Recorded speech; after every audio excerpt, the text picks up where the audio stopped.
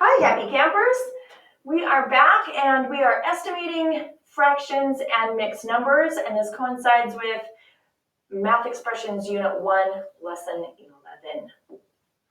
So when we're estimating, we use, again, those benchmark fractions. And that's kind of like a landmark, just something to kind of anchor your thinking.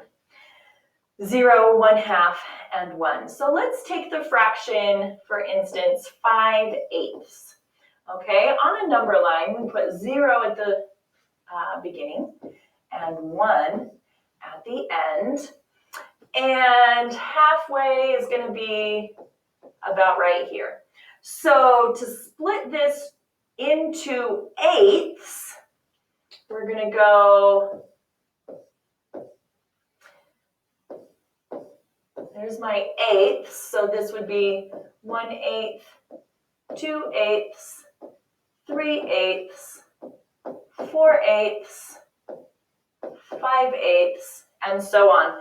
Now you can do this without a number line just by calculating, okay, 1/2, use that multiplier to find what half is in eighths. When you're dealing with a fraction that is cut into 8 parts, you're going to use a multiplier of 4 to figure out that halfway is 4/8. And the fraction that I want to figure out is 5/8, and 5/8 is bigger than 4/8. So the benchmark that I'm going to use is 1/2 because it's only one more piece.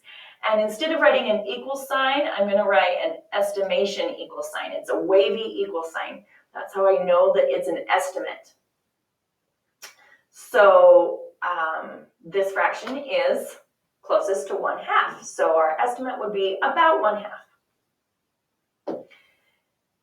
Okay, but what if we have a fraction like 3 and 5/8? So because I have, let me write that up, 3 and 5/8. Last time we were just dealing with 5/8. So I put a 0 right here and a 1 at the end. That's not going to work this time because I have a mixed number. So at this end, I'm going to put a 3. And at the other end, I'm going to put a 4. And right here in the middle, that's 3 and 1/2. And then I can break up the rest into eighths. So is this 3 and 5/8 going to be closer to just a plain old 3? Is it going to be closest to 3 1/2? Or is it going to be closest to 4? Well, 3 and 5/8 happens right here. And if I were to convert that half, we know already that it would be 4/8. So 3 and 5/8 is about 3 1/2. That's how you would do the problem with a mixed number. The same thing goes for a fraction, like if we had 1/6.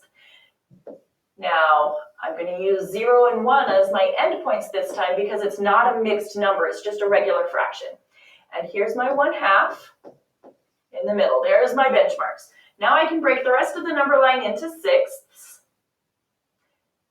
right? All right, and 1/6 is right here. Now I'm just going to tell you a little secret here.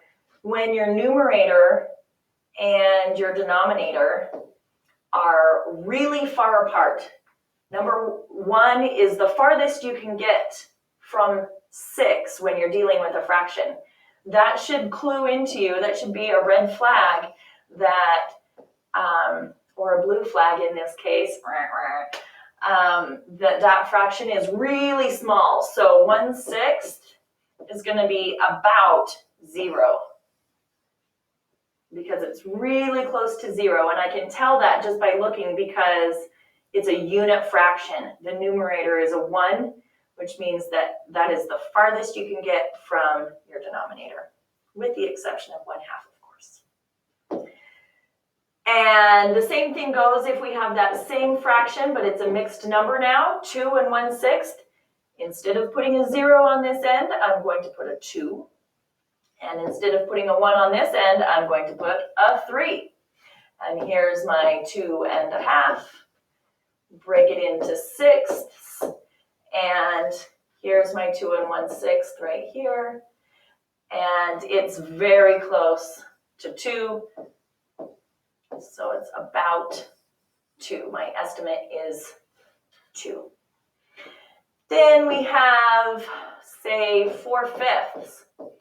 Okay, here I want you to learn the word consecutive. Spelled it wrong. It's a good thing this isn't a spelling video. Consecutive. Okay, consecutive means that they're back to back or they're right next to each other. For instance, when you're counting, 4 and 5 are consecutive. They're right next to each other. That is the biggest you can get without actually reaching one whole.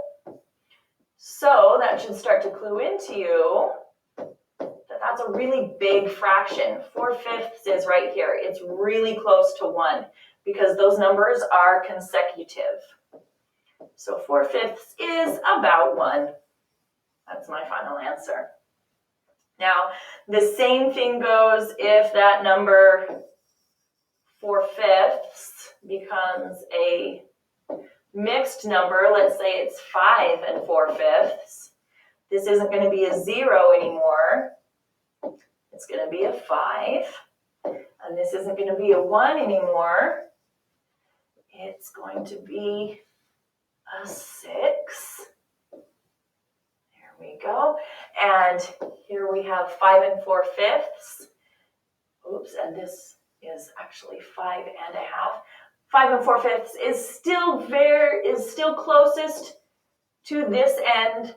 So now my estimate is 6. I hope that refreshes your memory. If you still need help, please come and talk to me and ask questions. I will sit and work with you, and we can do some more examples together.